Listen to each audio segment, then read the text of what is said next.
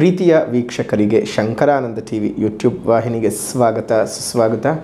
ಇವತ್ತಿನ ವಿಡಿಯೋನಲ್ಲಿ ಕಟಕ ರಾಶಿಯವರ ಮಾರ್ಚ್ ತಿಂಗಳ ಮಾಸ ಭವಿಷ್ಯ ಯಾವ ರೀತಿಯಾಗಿದೆ ಅನ್ನುವಂತಹ ಮಾಹಿತಿಯನ್ನು ತಿಳ್ಕೊಳ್ಳೋಣ. ಅದಕ್ಕಿಂತ ಮುಂಚಿತವಾಗಿ ಯಾರಾದರೂ ಶಂಕರಾನಂದ ಟಿವಿ ಯೂಟ್ಯೂಬ್ ವಾಹಿನಿಯನ್ನು ಸಬ್ಸ್ಕ್ರೈಬ್ ಮಾಡ್ಕೊಂಡಿಲ್ಲ ಅಂದರೆ ಸಬ್ಸ್ಕ್ರೈಬ್ ಮಾಡ್ಕೊಳ್ಳಿ. ಪಕ್ಕದಲ್ಲೇ ಇರುವಂತಹ ಬೆಲ್ ಐಕಾನ್ ಒತ್ತಿ, ಅದರಿಂದ ನೆಕ್ಸ್ಟ್ ಅಪ್ಲೋಡ್ ಆಗುವಂತಹ ವಿಡಿಯೋಗಳು ನಿಮಗೆ ನೋಟಿಫಿಕೇಷನ್ನ ಮುಖಾಂತರ ಬಂದು ತಲುಪತ್ತೆ.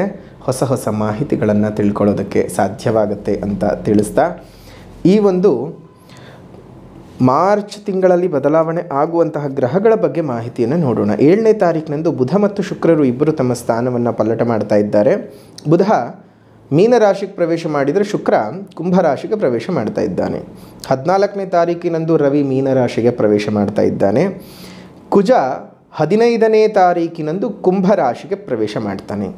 25ನೇ ತಾರೀಕಿನಂದು ಬುಧ ಮೇಷರಾಶಿಗೆ ಪ್ರವೇಶ ಮಾಡ್ತಾನೆ. 31ನೇ ತಾರೀಕಿನಂದು ಶುಕ್ರ ಮೀನರಾಶಿಗೆ ಪ್ರವೇಶ ಮಾಡ್ತಾ ಇದ್ದಾನೆ.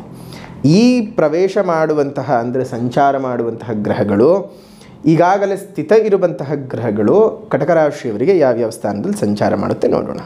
8 ಮತ್ತು 9ನೇ ಸ್ಥಾನದಲ್ಲಿ ರವಿಯ ಸಂಚಾರವಿದ್ದರೆ ಕುಜ 7 ಮತ್ತು 8ನೇ ಮನೆಯಲ್ಲಿ ಸಂಚಾರವನ್ನು ಮಾಡ್ತಾನೆ. ಬುಧ 8, 9, 10ನೇ ಮನೆಯಲ್ಲಿ ಸಂಚಾರ ಮಾಡಿದರೆ ಗುರು 10ನೇ ಮನೆಯಲ್ಲಿ ಸಂಚಾರವನ್ನು ಮಾಡ್ತಾನೆ. ಅದೇ ರೀತಿಯಾಗಿ ಶುಕ್ರ 7, 8, 9ನೇ ಮನೆಯಲ್ಲಿ ಸಂಚಾರವನ್ನು ಮಾಡ್ತಾನೆ. ಶನಿ 8ನೇ ಮನೆಯಲ್ಲಿ ಸಂಚಾರವನ್ನು ಮಾಡ್ತಾನೆ. ರಾಹು 9 ಮತ್ತು ಕೇತು 3ನೇ ಮನೆಯಲ್ಲಿ ಸಂಚಾರವನ್ನು ಮಾಡ್ತಾನೆ.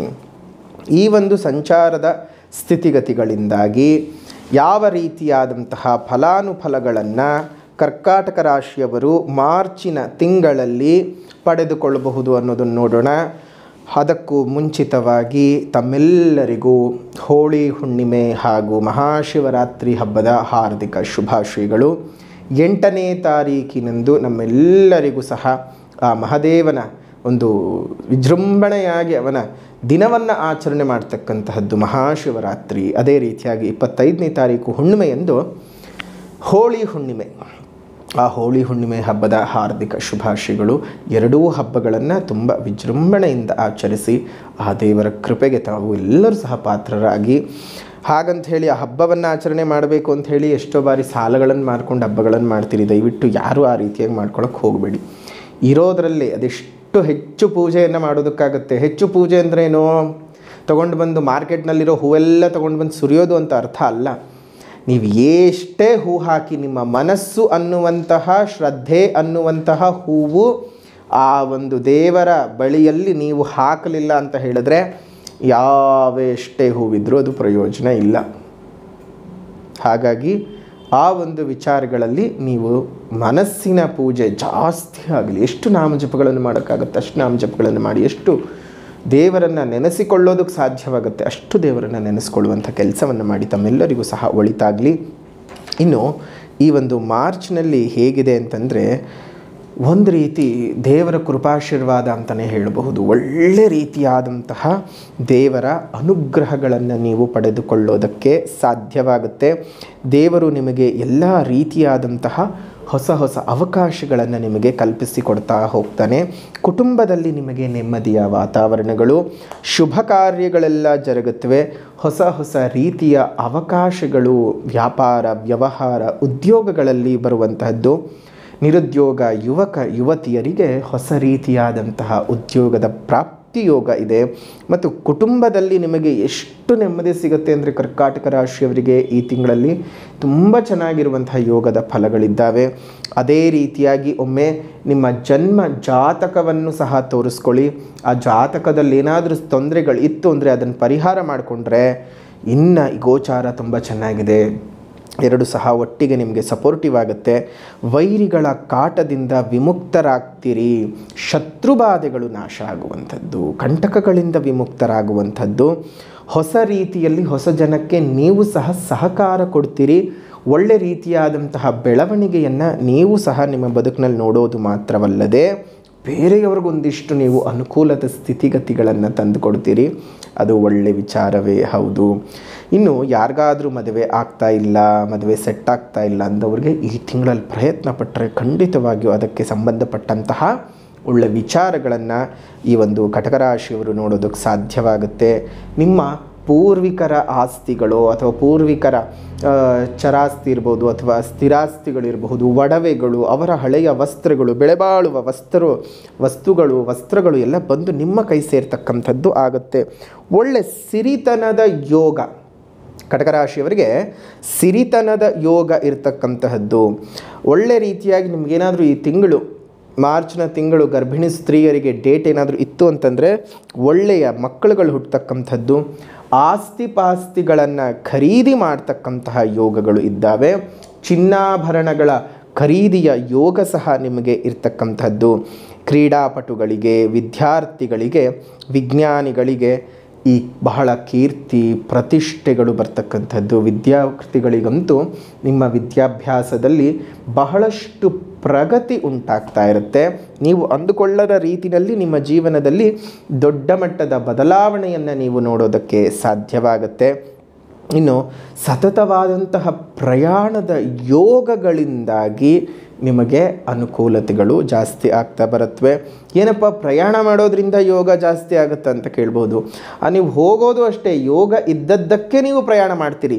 ಎಲ್ಲಿಗೆ ಪ್ರಯಾಣ ಮಾಡ್ತೀರಿ? ತೀರ್ಥಕ್ಷೇತ್ರಗಳಿಗೆ, ದೇವಳಗಳಿಗೆ, ಹಲವಾರು ರೀತಿಯ ಪುಣ್ಯಕ್ಷೇತ್ರಗಳಿಗೆ ನೀವು ಭೇಟಿಯನ್ನು ಕೊಡ್ತಕ್ಕಂತಹದ್ದು. ಸಾಹಸಿಗಳಿಗಾಗಿರಬಹುದು, ವಿಜ್ಞಾನಿಗಳಿಗೆ, ಸಂಶೋಧಕರುಗಳಿಗೆ, ಅದೇ ರೀತಿಯಾಗಿ ಈ ಪ್ರಾಚ್ಯ ಇಲಾಖೆಯಲ್ಲಿ ಕೆಲಸವನ್ನು ಮಾಡ್ತಕ್ಕಂಥವ್ರಿಗೆಲ್ಲ ನಿಮ್ಮ ಒಂದು ಕೆಲಸ ಕಾರ್ಯಗಳನ್ನು ಗುರುತಿಸಿ ಸರ್ಕಾರದ ಕಡೆಯಿಂದ ಒಳ್ಳೆಯ ಗೌರವ ವೇತನಗಳು ಬರ್ತಕ್ಕಂಥದ್ದಾಗತ್ತೆ. ಅದೇ ರೀತಿಯಾಗಿ ತುಂಬ ಒಳ್ಳೆಯ ಯೋಜನೆಗಳನ್ನು ನೀವು ರೂಪಿಸ್ಕೊಳ್ತೀರಿ ಬದುಕಿನ ಅಭಿವೃದ್ಧಿಗಾಗಿ. ಹಾಗಾಗಿ ಕರ್ಕಾಟಕ ರಾಶಿಯವರಿಗೆ ಯೋಗದ ಫಲಗಳಿಗೇನು ಕಡಿಮೆ ಇಲ್ಲ, ನೀವು ಉಪಯೋಗಿಸ್ಕೊಳ್ಬೇಕು. ಅದೇ ರೀತಿಯಾಗಿ ನಿಮಗೆ ಜನ್ಮ ಜಾತಕವು ಸಹ ಸ್ವಲ್ಪ ಸಪೋರ್ಟಿವ್ ಆಗಿದ್ದರೆ ಇನ್ನಷ್ಟು ಶುಭದ ಫಲಗಳನ್ನು ನೀವು ಅನುಭವಿಸೋದಕ್ಕೆ ಸಾಧ್ಯವಾಗುತ್ತೆ.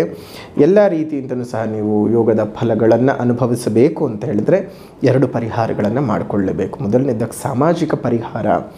ನಾವು ಈ ಪ್ರಕೃತಿಯಲ್ಲಿ ಬದುಕಿದ್ದೀವಿ, ಪ್ರಕೃತಿಯನ್ನು ಉಳಿಸೋಣ, ಪ್ರಕೃತಿಯನ್ನು ಕಾಪಾಡೋಣ. ಇನ್ನಿತರ ಜೀವ ಜಂತುಗಳನ್ನು ಸಹ ನಮ್ಮಂತೆಯೇ ಬದುಕೋಕ್ಕೆ ಬಿಟ್ಬಿಡೋಣ. ನೀವು ಅದಕ್ಕೆ ಸಹಕರಿಸಿ ಅಂತಲೂ ಹೇಳಲ್ಲ, ಮತ್ತೊಂದು ಮಾಡಿ ಅಂತಲೂ ನಾನು ಹೇಳಲ್ಲ. ಸಾಧ್ಯವಾದವರು ಮಾಡಿ, ಸಾಧ್ಯವಿಲ್ಲವ ನಿಮಗೆ ಅವುಗಳ ಪಾಡಿಗೆ ಅವುಗಳನ್ನು ಬಿಟ್ಬಿಡಿ. ಅವುಗಳ ಬದುಕನ್ನು ನಾವು ಹೇಗೆ ಒಂದು ಸಾಗಿಸ್ಕೊಳ್ಳುತ್ತೆ ಅಲ್ವಾ? ದಯವಿಟ್ಟು ಈ ಒಂದು ಸಣ್ಣ ಸಣ್ಣ ಕೆಲಸಗಳನ್ನು ನೀವು ಮಾಡ್ತಾ ಬನ್ನಿ. ಅದೇ ರೀತಿಯಾಗಿ ನಿಮ್ಮ ಮನೆ ಮುಂದೆ ಮತ್ತು ಮೇಲ್ಭಾಗದಲ್ಲಿ ಒಂದೊಂದು ಕುಂಡಗಳಲ್ಲಿ ನೀರಿನ ವ್ಯವಸ್ಥೆಯನ್ನು ಮಾಡ್ತಾ ಬನ್ನಿ. ಇನ್ನು ಹಣ್ಣಿನ ಗಿಡಗಳನ್ನು ನಿಮ್ಮ ಸುತ್ತ ಇರತಕ್ಕಂತಹ ಉದ್ಯಾನದ ವನಗಳಲ್ಲಿ ಕೊಟ್ಟು ಅಲ್ಲಿ ಬೆಳೆಸುವಂತಹ ಕೆಲಸವನ್ನು ಮಾಡಿ. ಅದರಿಂದ 4-6 ವರ್ಷಗಳಲ್ಲಿ ಅದು ಬೆಳೆದು ನಿಂತು ನಿಮಗೆ ನಮ್ಮೆಲ್ಲರಿಗೂ ಪರಿಸರದಲ್ಲಿರ್ತಕ್ಕಂಥವರೆಲ್ಲರಿಗೂ ಸಹ ಪ್ರಾಣವಾಯುವನ್ನು ಕೊಡುತ್ತಾ. ಅದೇ ರೀತಿಯಾಗಿ ಪ್ರಾಣಿಗಳಿಗೆ ಹಣ್ಣುಗಳನ್ನು, ಪಕ್ಷಿಗಳಿಗೆ ಹಣ್ಣುಗಳನ್ನು, ಆಸರೆಯನ್ನು ಕೊಡ್ತಕ್ಕಂಥ ಕೆಲಸವಾಗುತ್ತೆ. ಅದರಿಂದ ದೇವರು ನಿಮ್ಮನ್ನು ಮೆಚ್ಚಿಕೊಳ್ತಾನೆ. ಆ ದೇವರೇ ನಿಮ್ಮನ್ನು ಮೆಚ್ಚಿಕೊಂಡ ನಂತರ ಇನ್ಯಾವುದೇ ರೀತಿಯಾದಂತಹ ಕೆಡುಕುಗಳು ನಿಮ್ಮ ಬದುಕಿನಲ್ಲಿ ಆಗೋದಿಲ್ಲ. ಅದರಿಂದ ಇನ್ನಷ್ಟು ಶುಭ ಫಲಗಳನ್ನೇ ನೀವು ಅನುಭವಿಸೋದಕ್ಕೆ ಸಾಧ್ಯವಾಗುತ್ತೆ. ಸೊ ಹಾಗಾಗಿ ಈ ಸಣ್ಣ ಸಣ್ಣ ಪರಿಹಾರಗಳನ್ನು ಮಾಡ್ಕೊಳ್ಳಿ. ನಿಮ್ಮ ಮನೆ ಮುಂದೆ ಮತ್ತು ಮೇಲ್ಭಾಗದಲ್ಲಿ ನೀರಿಡೋದನ್ನು ಮರಿಬೇಡಿ. ಯಾಕಂದರೆ ಇನ್ನಾಗಲೇ ಬೇಸಿಗೆಯ ತೀವ್ರತೆ ಶುರುವಾಗ್ತಾ ಹೋಗ್ತಾ ಇದೆ. ಶಿವರಾತ್ರಿ ಇನ್ನೂ ಬರಲೇ ಇಲ್ಲ. ಶಿವರಾತ್ರಿ ಹತ್ತಿರಕ್ಕೆ ಬರ್ತಾ ಇದ್ದ ಹಾಗೆಯೇ ಇಷ್ಟೆಲ್ಲ ಬಿಸಿಲುಗಳು ಜಾಸ್ತಿ ಆಗ್ತಾಯಿದೆ. ಸ್ವಲ್ಪ ನೋಡಿಕೊಂಡು ಆ ಪ್ರಾಣಿಗಳಿಗೆ ಸಹಕರಿಸ್ಬಿಡಿ. ಅದರಿಂದ ದೇವರೇ ನಿಮ್ಮನ್ನು ಮೆಚ್ಚುತ್ತಾನೆ. ದೇವರನ್ನು ನೀವು ಮೆಚ್ಚೋಕ್ಕೋಸ್ಕರ ಏನೇನೋ ಮಾಡ್ತೀರಾ, ಆದರೆ ದೇವರು ನಿಮ್ಮನ್ನು ಮೆಚ್ಚಿಕೊಳ್ಬೇಕು ಅಂತಂದರೆ ಹೇಗಿರಬೇಕು? ನಾ ಹೇಳಿದ ಹಾಗೆ ಇರಬೇಕು. ಆ ಥರ ಇದ್ದಾಗ ದೇವರು ಖಂಡಿತವಾಗಿಯೂ ನಿಮ್ಮನ್ನು ಮೆಚ್ಚಿಕೊಂಡು ಹರಸಿ ಹಾರೈಸ್ತಾನೆ. ಅದರ ಜೊತೆಗೆ ಈ ಒಂದು ತಿಂಗಳಲ್ಲಿ ನೀವು ಮಾಡಿಕೊಳ್ಬೇಕಾದಂತಹ ದೇವರ ಉಪಾಸನೆ ಅಂತ ಹೇಳಿದ್ರೆ ಭೈರವೇಶ್ವರಿ ಆರಾಧನೆಯನ್ನು ಮಾಡ್ತಾ ಬನ್ನಿ. ಅದರಲ್ಲೂ ಶ್ವೇತ ಭೈರವಿಯನ್ನು ಆರಾಧನೆ ಮಾಡ್ತಾ ಬನ್ನಿ. ಶ್ವೇತ ಭೈರವಿಯ ಪೂಜೆ, ಶ್ವೇತ ಭೈರವಿಯ ಆರಾಧನೆ. ಓಂ ಶ್ರೀ ಶ್ವೇತ ಭೈರವ್ಯೈ ನಮಃ. ಓಂ ಶ್ರೀ ಶ್ವೇತ ಭೈರವ್ಯೈ ನಮಃ. ಈ ಮಂತ್ರವನ್ನು ಪ್ರತಿನಿತ್ಯ ಮುಂಜಾನೆ 4:15 ರಿಂದ 5 ಗಂಟೆಯಲ್ಲಿ 108 ಬಾರಿ ಪಠಣವನ್ನು ಮಾಡ್ತಾ ಯಾವುದಾದ್ರೂ ಬೀದಿ ನಾಯಿಗಳಿಗೆ ಒಂದಿಷ್ಟು ನಿಮ್ಮ ಕೈಲಾದಷ್ಟು ಆಹಾರವನ್ನು ಕೊಡ್ತಾ ಬನ್ನಿ. ಅದರಿಂದ ಇನ್ನಷ್ಟು ಶುಭ ಫಲಗಳನ್ನು ನೀವು ಅನುಭವಿಸೋದಕ್ಕೆ ಸಾಧ್ಯವಾಗುತ್ತೆ. ಮತ್ತೆ ಮುಂದಿನ ವಿಡಿಯೋನಲ್ಲಿ ಭೇಟಿಯಾಗೋಣ. ಮತ್ತೊಮ್ಮೆ ತಮ್ಮೆಲ್ಲರಿಗೂ ಸಹ ಹೋಳಿ ಹುಣ್ಣಿಮೆ ಮತ್ತು ಮಹಾಶಿವರಾತ್ರಿ ಹಬ್ಬದ ಹಾರ್ದಿಕ ಶುಭಾಶಯಗಳು. ದೇವರ ನಾಮಜಪಗಳನ್ನು ನಿಲ್ಲಿಸೋದು ಬೇಡ. ಎಲ್ಲ ರೀತಿಯಲ್ಲೂ ನಿಮ್ಮ ಬದುಕಿನಲ್ಲಿ ಸಕಲ ಸೌಭಾಗ್ಯ, ಸೌಕರ್ಯ, ಆಯುಷ್ಯ, ಆರೋಗ್ಯಗಳೆಲ್ಲವೂ ಪ್ರಾಪ್ತಿಯಾಗಲಿ. ನಿಮ್ಮ ಬದುಕು ಸಹ ಹಸನಾಗಲಿ ಅಂತ ದೇವರಲ್ಲಿ ಪ್ರಾರ್ಥನೆ ಮಾಡ್ತಾ ತಮ್ಮೆಲ್ಲರಿಗೂ ಆಶೀರ್ವಾದಗಳನ್ನು ತಿಳಿಸ್ತಾ ಈ ವಿಡಿಯೋನ ಇಲ್ಲಿಗೆ ಮುಕ್ತಾಯ ಮಾಡೋಣ. ವಿಡಿಯೋ ಇಷ್ಟ ಆಗಿದ್ದರೆ ಲೈಕ್ ಮಾಡಿ, ಶೇರ್ ಮಾಡಿ, ಕಮೆಂಟ್ ಮಾಡಿ. ಮತ್ತೆ ಮುಂದಿನ ವಿಡಿಯೋನಲ್ಲಿ ಭೇಟಿ ಮಾಡ್ತೀನಿ. ಅಲ್ಲಿವರೆಗೂ ನಮಸ್ಕಾರ. ಲೋಕಾ ಸಮಸ್ತ ಸುಖಿನೋ ಭವಂತು, ಸಕಲ ಸನ್ಮಂಗಳಾನಿ ಭವಂತು, ಸರ್ವೇ ಜನಾಃ ಸುಖಿನೋ ಭವಂತು, ಸಮಸ್ತ ಸನ್ಮಂಗಳಾನಿ ಭವಂತು.